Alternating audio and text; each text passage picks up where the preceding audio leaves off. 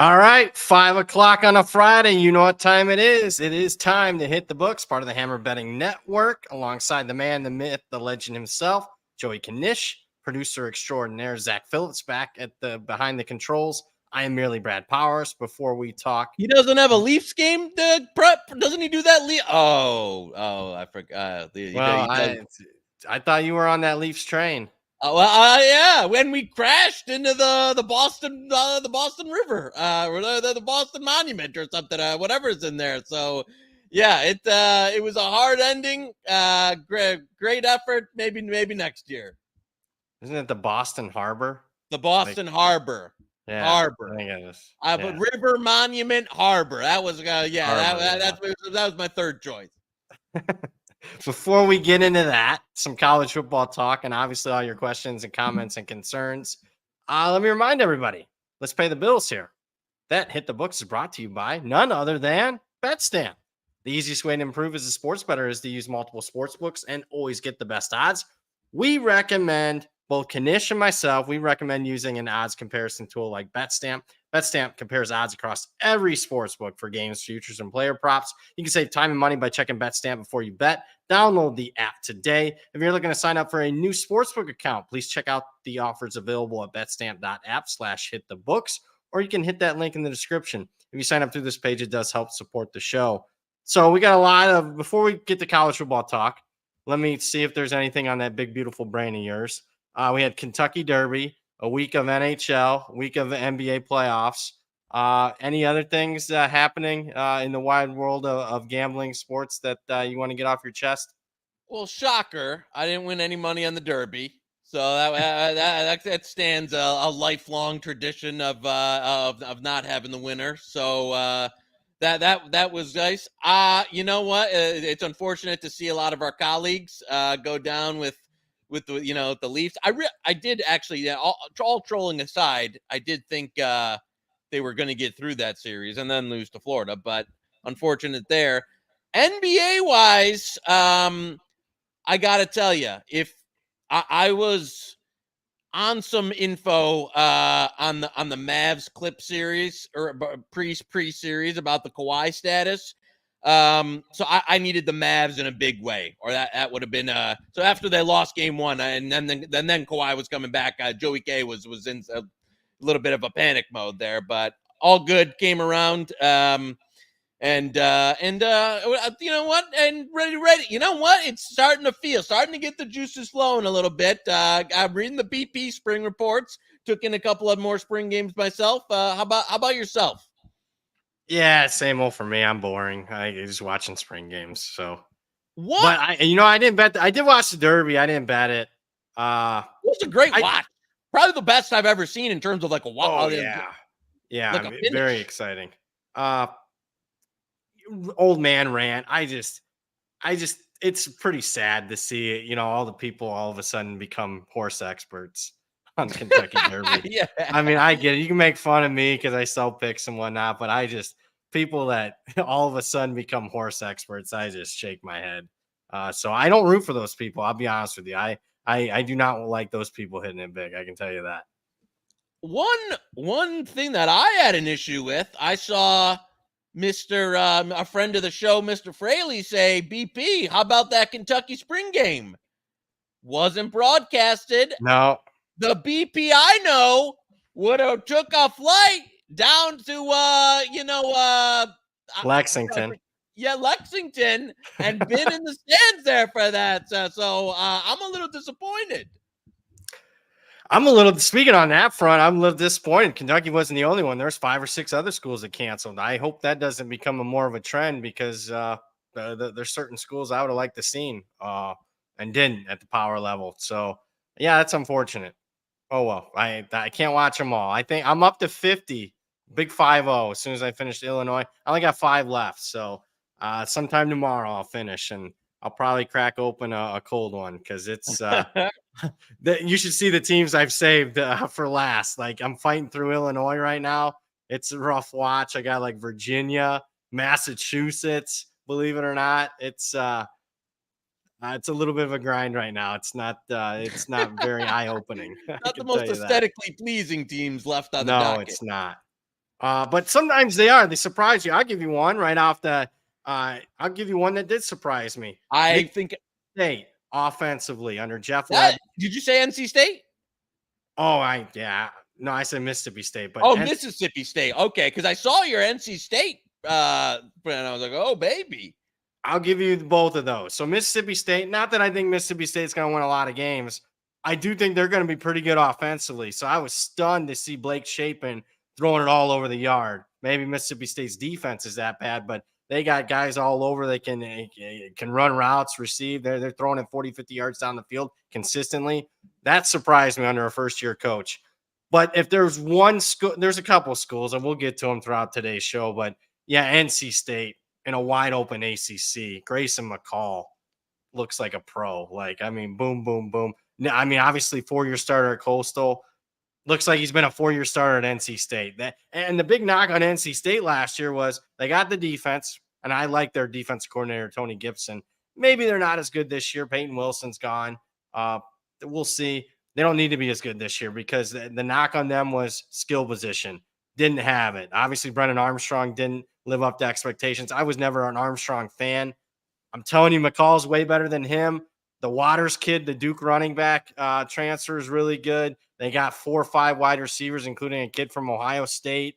That's a good-looking team. That very capable of winning the ACC. And that was my follow-up there because I saw that and might have thrown nothing crazy, but there was some NC State 9-1 out there, 850 to 1. Still think there's a bunch of 750. Did you partake in a little ACC? I did, yeah. Well, the question that was thrown out there was, what's a bettable thing, a hot take, a bold prediction that you would bet on? I bet on it, and we got a little bit better number on NC State than that. But I think anything's plus 750 is good. I'll have to see. Wait, Circa and Westgate will have pretty good future odds. Their theoretical holds are usually pretty low, so I don't want to broadcast it too much. But NC State's pretty live in the ACC.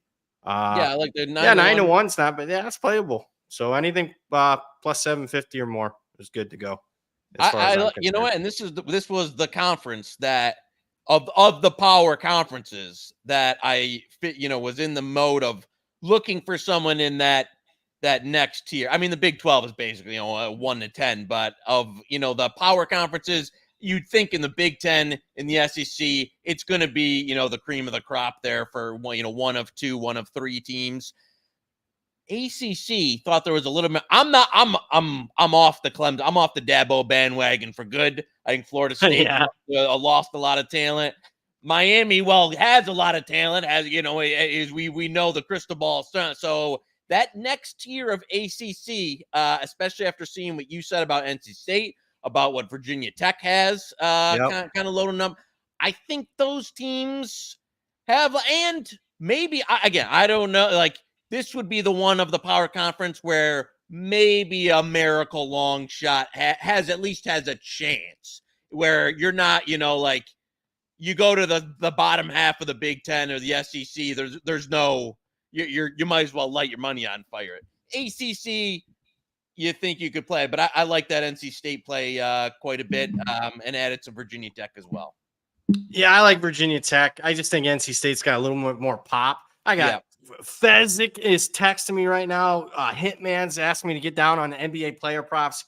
If you're watching, obviously they're not watching. I ain't got time for that right now. Watch the chat, listen to you, make sure I can talk and everything. If it's available in 20, 30 minutes, then it is. If not, sorry guys that I didn't get you down on an NBA player prop. Jesus. So Virginia Tech, I would agree, is certainly in the mix. Obviously, you're going to start with Florida State and Clemson. Miami, I'm not buying. I just don't like crystal ball, even though talent level is right. And they have as good of a roster as anybody in that conference. Louisville, I think, will still be pretty good. I just don't think they're going to get the same amount of breaks as they did a year ago. Another team, I'm going to give you another one that surprised me quite a bit. A lot of hype and hoopla surrounding a first-year coach in Fran Brown over at Syracuse. He comes over from Georgia. They've recruited very well. They hit a lot of home runs in the portal. I wasn't as optimistic as everybody else. Man, watching their spring game, Kyle McCord looked better than he ever did in Ohio State uniform. I'll just put it that way. So that's a team, very advantageous schedule. That's a team that the market is betting, not me, but I've seen a lot of their win total go from 6.5 to 7.5 in a lot of places.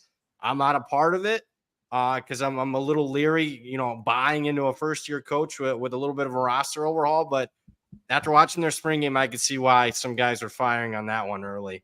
That's a good looking football team. That's as talented as a Syracuse roster as I've seen in 20 years since Pascaloni was their head coach. So that was another one that stood out to me as far as the spring game that I've watched since I last talked to you, that they're pretty good. And I guess generally speaking, because we're talking a lot of positive on the ACC, generally speaking, the ACC is going to be better than people think.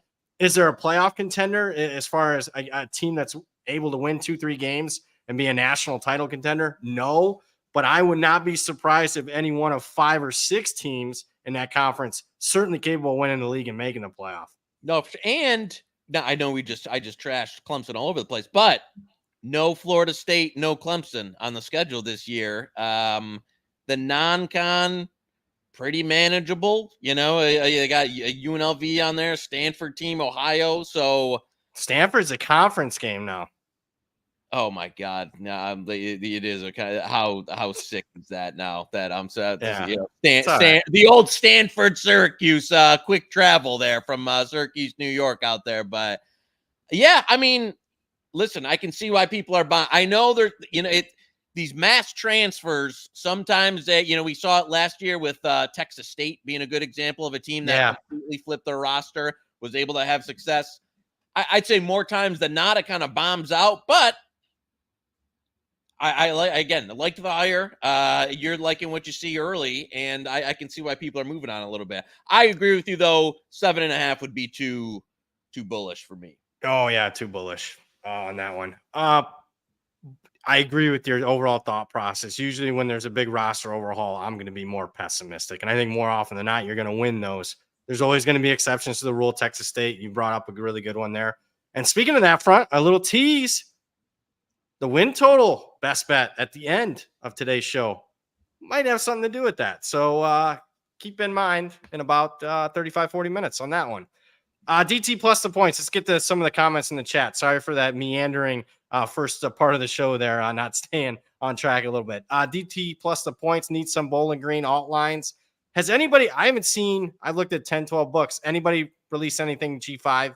Yeah, no, haven't seen a thing G5 yet. I'm thinking at some point this month somebody will. But it doesn't seem like anybody's in a race to be the first to drop the G5 stuff right about now. So we'll see. I don't know. How are you feeling on your boys this year? Right around 6 wins. So they lost a couple key guys. The best pass rusher went to A&M. Their best corner went to Maryland. But they got some guys back on offense. They'll be all right. Leffler's impressed me a little bit, or at least I shouldn't say impressed, but definitely exceeded my expectations because they were pretty low a couple years ago for Leffler, and back-to-back bowl wins for them, or back-to-back bowl games, I should say. They lost both of them. Yeah, they're doing all right. Just when I was about ready to give up on the entire program after the Mike Jinks hire that they had before Leffler. Oof. That was bad. Onion Man in the chat. Curious your thoughts on the LSU spring game, BP. I liked what I saw. Nussmeier looked good throwing the ball down the field. Lacey, a wide receiver, very capable. They need to find another guy because they lost, obviously, Thomas and Neighbors at wide receiver, but Lacey's capable of replacing one of the two. My biggest concern coming out of it was defensive tackle. They needed not one, but at least 2 guys. And guess what? As of right now, they have not been able to get a couple guys in the portal. Got outbid by Oregon for one. I'm trying to think the other one, I think, went to Miami. That's a miss for LSU. They are hurting at defensive tackle, and that's going to catch up with them during the course of an SEC schedule. Yeah, I'm with you. That is a team that I thought would have. This is just the era of college football we're in now, where when you've got some serious bidders. I thought it was a team that really needed, after last year's defensive collapse, and they lost some talent to the draft. It's not like they didn't have players that they weren't able to bring a ton in the portal. And so it's it's kind of hard to see them, returning back to being any. And so you're losing the Jaden Daniels fall, you're losing the Neighbors, you're losing the Thomas fall off. I think there's enough talent on the roster to sustain. It's not like the program's going to fall apart, but to be able to challenge, the elites there, I just don't think you've got much of a chance with almost no depth at some positions, and not, enough premium players. Be interesting to see the locals and how they handle Kelly if he loses 3-4 games this year. I admit, because they do seem to be one of those programs that's investing so much where they're not expecting 8 and 4s. They're they're looking for the big wins. So I don't know. We'll have to see. I know they've got again a couple of. I think they've got the number 1 quarterback and running back committed already for next season. So it's early yet, though. We'll see. It is early. You lose 7. You go 7-5 or 8-4, and those can fall apart real quick. Do like that Underwood kid. I got my old pops. He's gonna go up and watch him. What Belleville or Bellevue, Michigan? Yeah. Belleville. Yeah, he's gonna go. I told him he's got. Well, now granted, I thought Dante Moore was the real deal, but I will say he's another level up from Dante Moore. I think my old boy CJ Carr is gonna be better than Dante Moore. It's trending, but I will say you got an early start on him because Dante's. He didn't look good in the Oregon game. No, he didn't. CJ looked good in the Notre Dame game. He'll be the starter next year. But yeah, Underwood's, number 1 for those. We're in the weeds here. For those that don't know, Bryce Underwood's the number 1 overall player coming into college football next season. Quarterback, Michigan, his neck of the woods. So he'll be talked about greatly here in about a year from now, where we're just ahead of it here. Noah Thornton in the chat. Mississippi State and win total play. No, I wasn't. It's just a comment that their offense is way better than I expected. Look at the schedule. It's still like top 5 in terms of difficulty. Yeah. Even though they're way better than what I thought offensively, I didn't bet their win total. So it's going to be a tough first season. But they're going to lose games like, 52-35.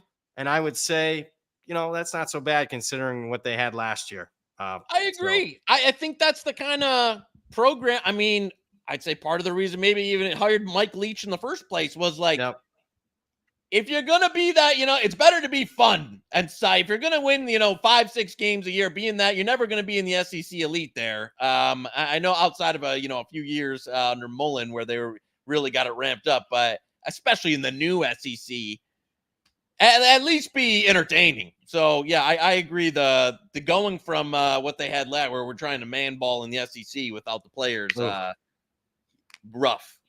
So I agree. The strategy change is definitely a plus. Charles, a couple questions in the chat. Transfers in for Clemson this season, 0. I mean, he's basically taking them away. They're still a playoff contending team, still going to win the ACC, but they're not going to be a national title contender not using the portal. And he's done it to himself. I don't get that. I don't know if he's some weird, what do they call that, masochist or something like that. I don't know. I feel like it's almost like he's he had such a level of success doing it. He can't get off his way. As the game is changing, he's still wanting to do it the Dabo way and can't. I think he's letting too much of his personal, can't believe we got to pay these kids now. All that in there. So, and I think it's hurting it's going to lead to, at some point, it's going to lead to the end of his demise if he doesn't adapt to the times. Because, listen, I'm not on the Clemson train this year, and I don't know how many more years you can not take pros and not like the recruiting still hasn't been as it was. I mean, they were in the top 3 for a while there when it was rolling, and that I think those classes are probably over with. If you're not utilizing NIL like you should, they got a couple. That Sammy Brown 5-star linebacker is good. I watched their spring game. Got a couple of good wide receivers too. Their problem for this year is I don't like the quarterback still. He hasn't taken that step like you thought he would. And see, keep in mind when they won them 2 titles, they had generational type talents at quarterback, Watson and obviously Trevor Lawrence. They don't have that on the roster. And when you're not recruiting at the same level, and you're not taking transfers, you're a 9-3 type of team. You just are. Yep. That's what they've been the last 3 years too. So that's where I'm at with them. Charles also in the chat. Dumpster fires brewing that most people aren't aware of besides Arizona. We got one for you at the end of the show. It's gonna be an under. I don't know, like I'll say dumpster fire in the fact that, and I'll use the Arizona as an example. Look, I'm okay with them as a program as far as the hire. It's just, when you got a first year coach, in the portal, I mean, it's tough. It's tough being at 85 scholarships. I'll put it that way. I'll say the ultimate dumpster fire, and this isn't under the radar, that's brewing, and it's probably going to be more 2025 than this year. I mean, you know who it is. I mean, it's you know who I'm going to talk about. Now, I can't believe we went 24 minutes without mentioning it, but the ultimate dumpster fire, maybe in the history of college football, is going to be Colorado in 2025. They're not going to have a roster. No, because his kid, I don't think Deion's going to be there. His kids aren't going to be there. And everybody they brought in is going to bail. Yeah. Who takes the job? I don't know. I really don't know. But yeah, I think Colorado's been sold up a river here. I'll be interested to see, like, you thought at some points last year, like, boom, he's going to be out of there and take another level job. I don't know. I mean, if nobody's going to take him. I don't know. That's what I'm wondering. What'd you think of that? I thought that was you saw my thoughts on Twitter. I called him a con man, and I stand by it. I wasn't looking to get clicks there. I think he's a fraud and a phony going after a kid. I thought that one tweet, talking about our Lord and Savior Jesus Christ, and then going after an 18-year-old kid in the next tweet using Jesus's name. I mean, I don't care where you are on the religious scale. I mean, just come on. I mean, guy's a hypocritical phony. We're talking Prime, Coach Prime, Deion. Yeah, and I also, his son, who's the quarterback, the lead, not to be football cliche guy here, but you didn't even remember this guy's one of his team, and it's like you kind of wonder why you're not building a culture, around the programs, because you got nothing but guys who are looking to get in real quick and get out, and you're not bringing in it like. They're not. They barely brought in. Recruiting's out there. They got nothing. They're nothing. I think they have 2 recruits right now for this year. They brought in nothing last year. 7, I think, last year. And like 7-man freshman recruiting class. So it's like I don't know. What are you're building towards nothing. I think you're going to have this year and then just a mass exodus. So yeah, I agree. I think Colorado, they got taken for a ride by the old Coach Prime sales pitch there. I know you and I are head to head on a lot of their stuff. I maybe pulled the trigger too early.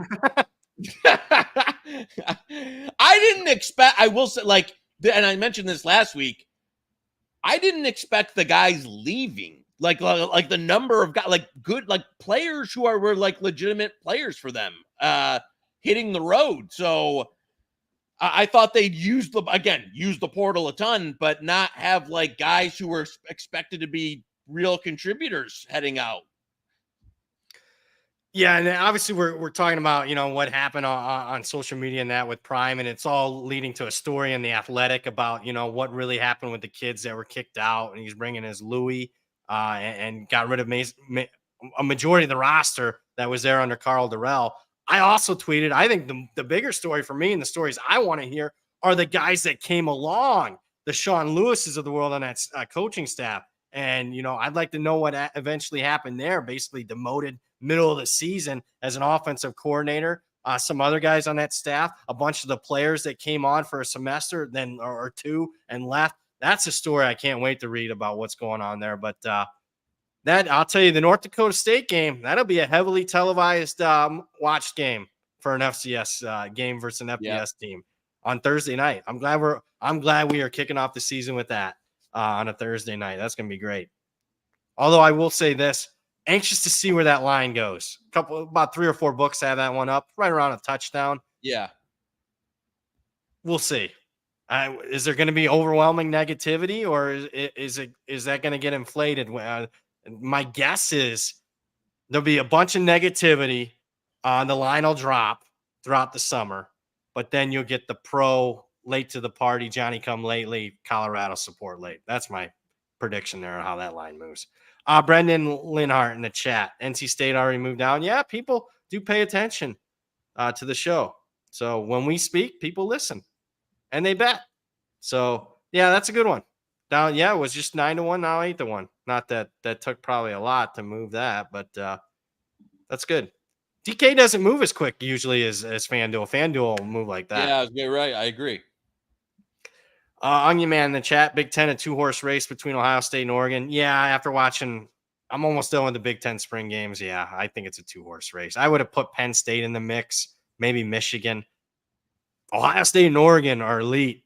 Those are teams 2 and 3 for me in the entire country. And I think there's a gap. I'm putting Oregon now in the mix with Georgia, Ohio State, and Oregon. And then there's a little bit of separation as far as I'm concerned. Oregon's a team that's gotten better in the last week since you and I talked. They've gotten a couple of portal guys, got another defensive tackle. I already kind of liked what I saw from defensive tackle in their spring game. And I think I like their quarterback position better than I do Ohio State right now. And I know it's a 12-team playoff, so I got to get out of this thought process. But if we took it back to the BCS or the 4-team playoff, with Oregon having Ohio State at home, I'd be picking Oregon probably to win the Big Ten and would be a team more likely to make it than Ohio State, believe it or not. But, I mean, all bets are off with the 12-team playoff. Yeah, I agree. I mean, definitely from the roster standpoint, Michigan, God, that Rod Moore injury really is a killer. But one that how much is Rod? You keep talking to him every he show. He was 10 points to the spread. What is it? That may be the best safety in the country. That one hurt. Caleb Downs. That one hurt. But I mean, you were gonna again. The defensive depth wasn't going to be as good as last year. I still think it can potentially be the best, maybe the best defense in the country. Offensively, you just haven't seen the offensive line's being dinged up. You're probably going to have 3 guys try out at quarterback. And so, and they play Oregon and Ohio. So, I mean, you're going to have to probably beat them by at least beat one of them and then have the tiebreaker work out to have a chance. So, yeah, I'm in that boat. I would say I'm kind of leaning. All the eggs are in that Ohio State game basket for Michigan this year. Yeah.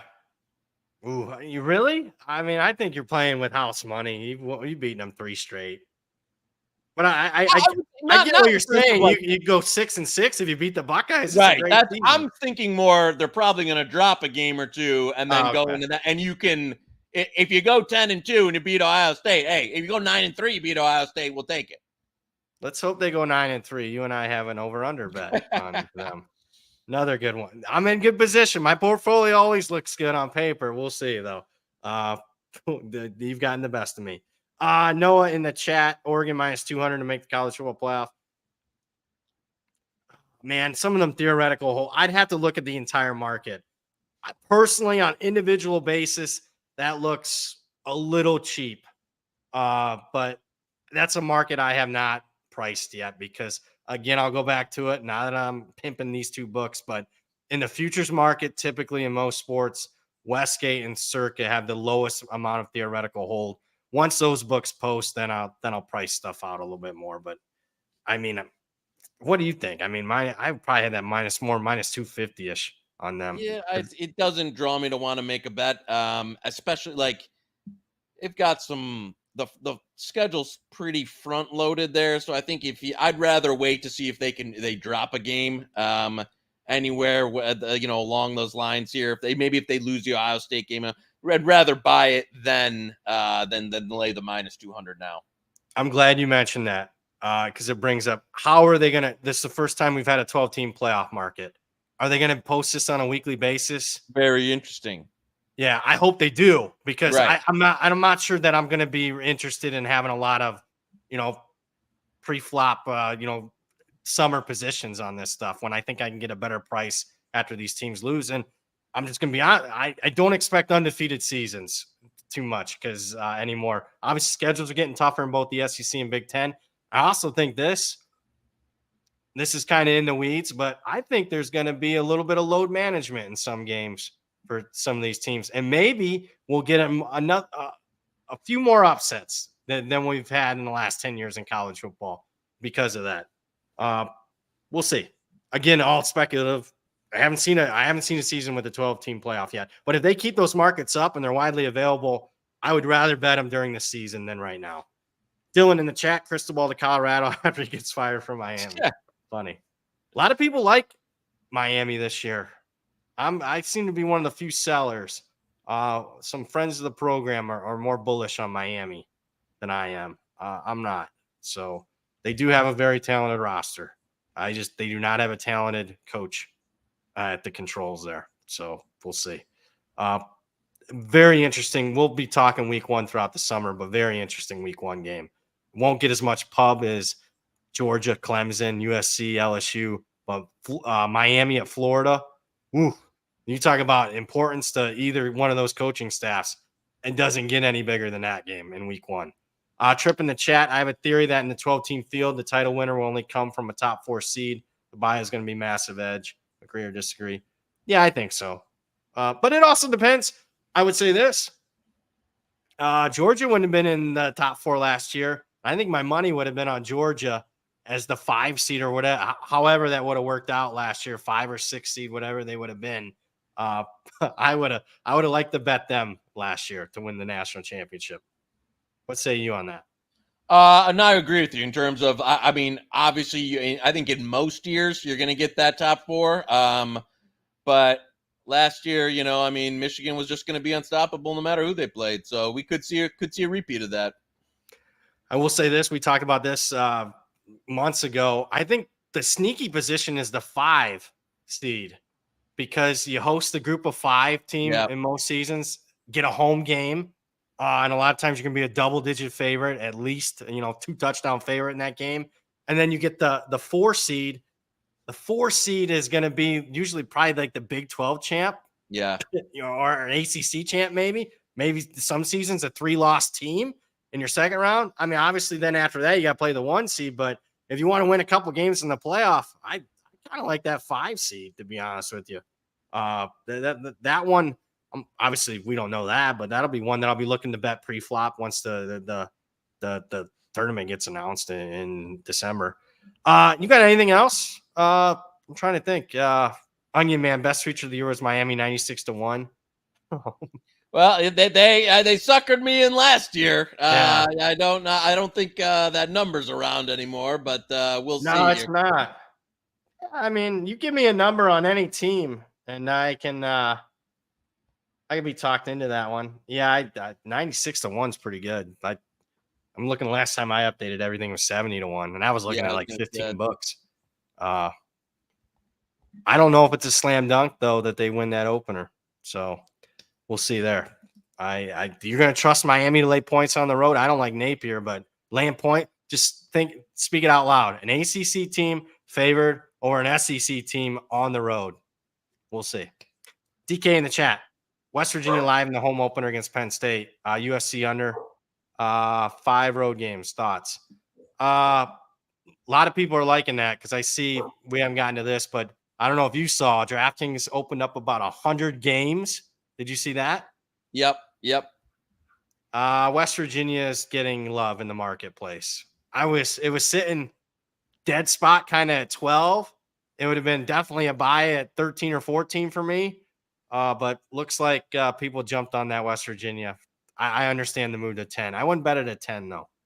I didn't like what I saw from West Virginia in their spring game. And I'll say this: I hate fading Franklin. He knows the point spread. You could have a great bet, and that fucker will score with 30 seconds left, like he did against West Virginia last year. That blew the cover for West Virginia and the total. I mean, I hate that guy. He knows the point spread. He's one of those. He's one of those that plays to it for sure. Looking at the chat here, Bob in the chat. Yeah, 4 seed is the worst Power 4 champ. Yeah, I'm not that's not the one that I would be looking to bet in as far as the playoff. Oh, I forgot to answer the second part of that question. USC the win total 7.5. I lean under. Haven't got to the window yet. Tough, man. Lincoln Riley, you want to talk about people rolling their eyes, getting some grumbling? How about them going 7-5 this year? They didn't sign up for paying him 10, 12 million a year to go 7-5, but that would be my best record guess right now for USC this year. Have you seen that schedule? Florida's got the toughest schedule in the country. I would make a strong case that USC has the second toughest schedule. Yeah, USC and Notre Dame non-conference plus the Big Ten schedule flying across the country. Come on. Yep. Yeah, no, it's even though I think that it's one of those, I think the team could be even a little bit, improved and still not get there record wise. Yeah, I agree with that thought process. Watching the spring game, I think they're a better team almost across the board, except at quarterback, and he might have been a little bit of a distraction off the field. We saw in the bowl game. Look how I would argue their best game of the season was the bowl game without Caleb Williams. I mean, they hammered Louisville pretty good in that game. We'll know right away. LSU week 1 Sunday night right here in Vegas. I think I might go. That should be a good atmosphere. You would think. Charles in the chat. Yeah, last year's game, Penn State minus 20.5. I was on the West Virginia side of that. I think I had plus 21.5. Didn't you and I? What do we have? We had West Virginia, remember? Yeah. Because we watched the Penn State spring game. We're like, man, this offense sucks. Yep. Yeah. We got Franklin. That was a harbinger of things to come for the season. Oof. Matthew, only DK has a win total for Wazoo and Oregon State. I'm sorry about this. He actually emailed me last week, and we didn't get to it.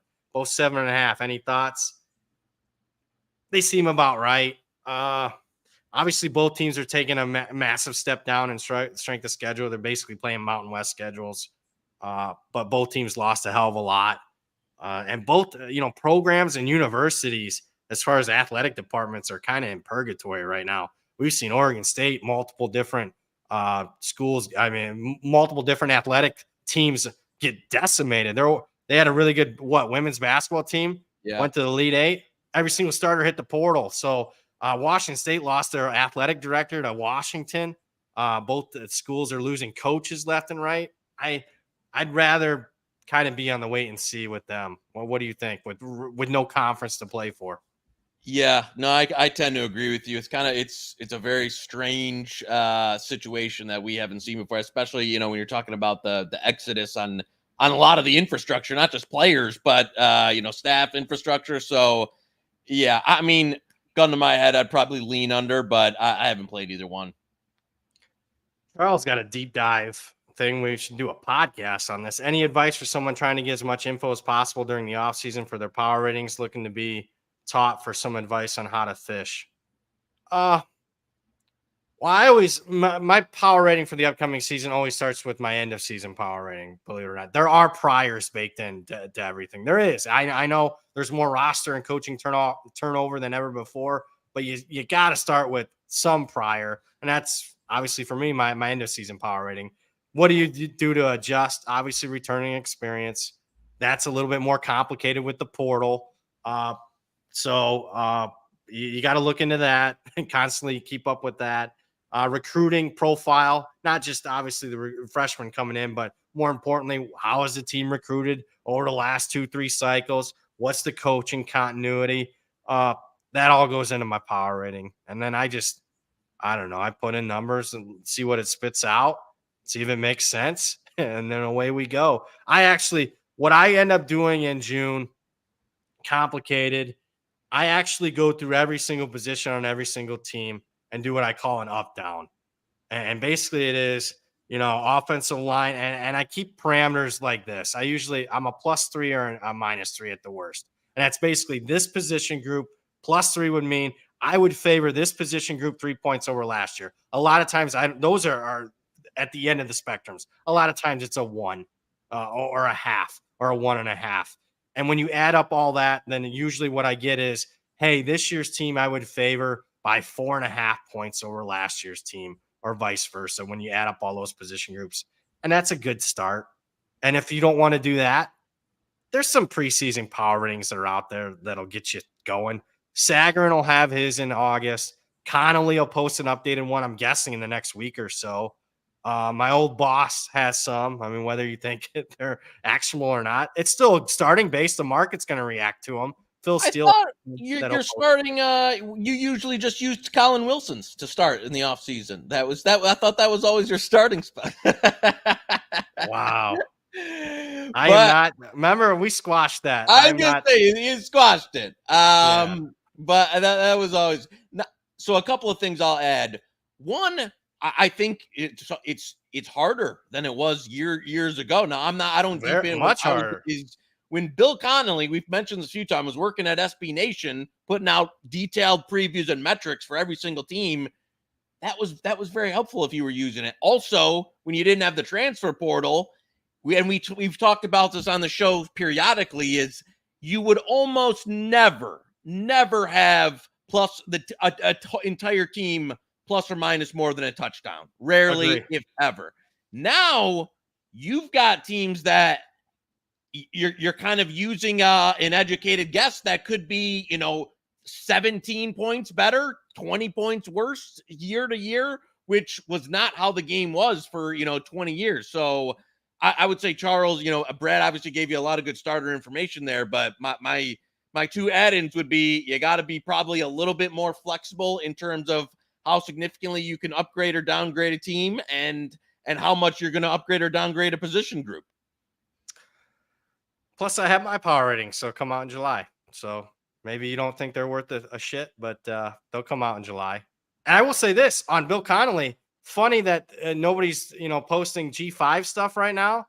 He typically, for many years, a decade, would have been through all the G5 conferences by now. With, Yes. I mean, some deep dive on all those teams. He hasn't released any of that stuff now. So even a guy like, look, I read him. At least get it regardless of what you think of it, it was still a starting base as far as information. Tough to, I mean, you got to start doing some legwork to find information on I was going to G5. say, without those, especially in the G5, you've got to do a lot of digging, especially for rosters, and as you said with BP with the spring games, and just to see who's even lining up or who's starting for a lot of these teams. It just it's quite a laborious process these days. Yeah, Charles in the chat. What the hell do you do with Texas State power ratings? I mean, I would say this. I mean, even myself with a team that's completely rostered, completely overhauled, it's a pass. Unless you really do not like what he's bringing in. I didn't know. I took a pessimistic approach to them last year and got my ass kicked, to say the least, on Texas State stuff. But I got to be honest with you, as much as they overachieved, they still were an inconsistent bunch during the season. I mean, you still did not, and they look like the Sun Belt's best team by far one week, and they lose to somebody by 17 the next week. So I would just kind of let that settle for teams like that. Let them settle for a year. Yeah, I think we've both taken the approach whenever you've got that much of a massive portal shift, usually lean towards more of the fade aspect, but sometimes you're going to get burned in those, and sometimes a team's going to be able to turn it over and make it work early. So yeah, and then obviously you're doing some radical adjustment early on in the season. I would also say this in the weeds, pay attention to the spring portal. Especially G5 teams that probably, may lost a couple starters. That's not going to always be baked in to some of the early stuff that gets released. Look at see teams that are a little bit short on the scholarships. If they are relying on the transfer portal post spring, it's generally not a good sign. If you our win total from last week, when I heard on the broadcast, Arizona's got to bring in 10, 15 guys post spring. That's not good as far as I'm concerned. You just lost all that time, and now you can bring in 10, 15 guys during the summer. And they were priced as a team that was going to be a Big 12 championship contender. I'm not buying that. You got anything else before we wrap it up? No, I think that was good. 50 minutes there about for spring show. So yeah, no, I think that hits it. I got one more here that's got starred by Zach. Tommy Drake 14. Damn. The Jerry kills without the killer. Bet against all year. I hate that you even brought it. Yes, that will be. I don't hide. People think I hide stuff. That will be one of my number one go against teams this summer. Yeah. Anything that gets released, New Mexico State, I will be taking anti positions. I don't like Tony Sanchez. No. That hire and mass exodus from that program.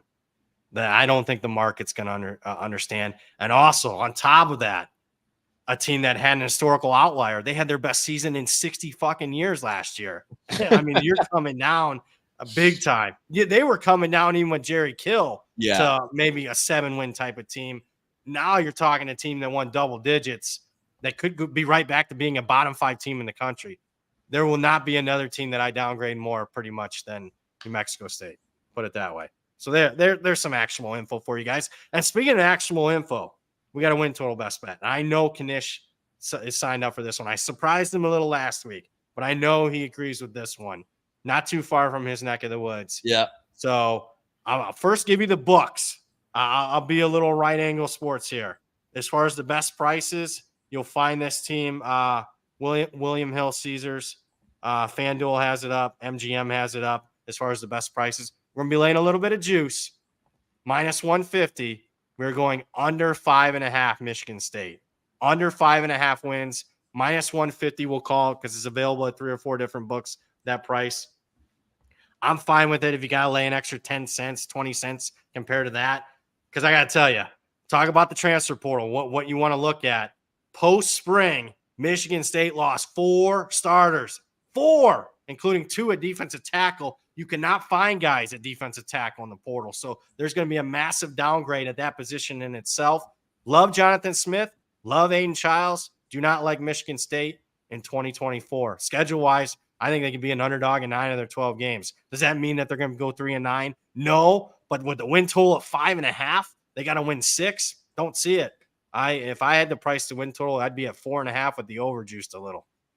I'm with you on this one. I know we talked about it during the week, and this isn't like a Sparty troll or anything. I thought that moved. Yeah, I was going to say that took no time there. I think, Jesus. I guess I thought the Smith, and again, I know he's trying to build like this. This was a reclamation project, right? This wasn't a come in and we're going to be, a Big Ten contender in this year. I also they don't have any high school recruiting really going yet. I thought there'd be a little bit more of a talent influx, and it's kind of gone the opposite way. And I think he's kind of trying to do a his guys type of thing if you don't want to be here. And so that's probably going to take a little bit of time. I think, and again, like Jonathan Smith, think he'll get it going overall there. For this year, though, I mean, that was a bad team last year. That was a real talent-wise and coach who has a bad team. And they've lost now a number of their players that were kind of on the upper echelon of the talent. And Ohio State, Oregon, Michigan. I mean, I'm being serious. Is Florida Atlantic week 1? Are you chalking that a dub? There's one guaranteed win, and that's what I thought I was saying too. Yeah. Prairie View, I could see them losing every other game. I'm not saying they're going 1-11, but there's no bank wins on this schedule outside of that. No, there isn't. At Boston College won't be easy. No. They got more coming back, and I don't mind the Bill O'Brien hire. A lot of Big Ten games where it's not good. I would have probably given out last week, but I hadn't watched Michigan State spring game yet, so I apologize for that. I wanted to see it, and I didn't like what I saw. And on top of it, they had even more guys hit the portal since we last talked. And the only thing that kept me a little bit, from really unloading on this as soon as it came out was, they do have a better head coach than last year, and they got a better quarterback than last year. So that's why I was like, maybe they can find their way. They're not finding their way. I don't see it at all. So second win total best bet. Arizona last week, under 8.5. We're laying some juice, folks. I'm sorry, but keep in mind a half win's worth at least 70 cents, and I think these are off a full win. Michigan State this week, under 5.5, minus 150, we'll call it. You got to pay an extra 10, 20 cents. No worries there. Closing thoughts for you. Like it. I'm with you on it, and I wouldn't mind seeing the Sparty crash and burn on a personal level either. So yeah, Really, you don't like Michigan State that much? You deal with more Michigan State people around here than you do. I know Ohio State's the big one, but I don't deal with many Ohio State people. I deal with a lot of Michigan State people. So yeah, I don't mind, kicking them around. Fair enough. That is the man, the myth, the legend himself, Joey Knish. Producer extraordinaire Zach Phillips back. We were happy to see him back this week. I'm merely Brad Powers. With that, Michigan State, take it in your hand. Thanks for watching, guys. We'll be talking to you guys next week where we'll have maybe another season win total best bet. Probably because Circa opens up and we'll have the market a lot more availability as far as the ability to get down a lot more money. So tune in next week, 5 o'clock, same bat time, same bat channel on Hit the Books, part of the Hammer Betting Network.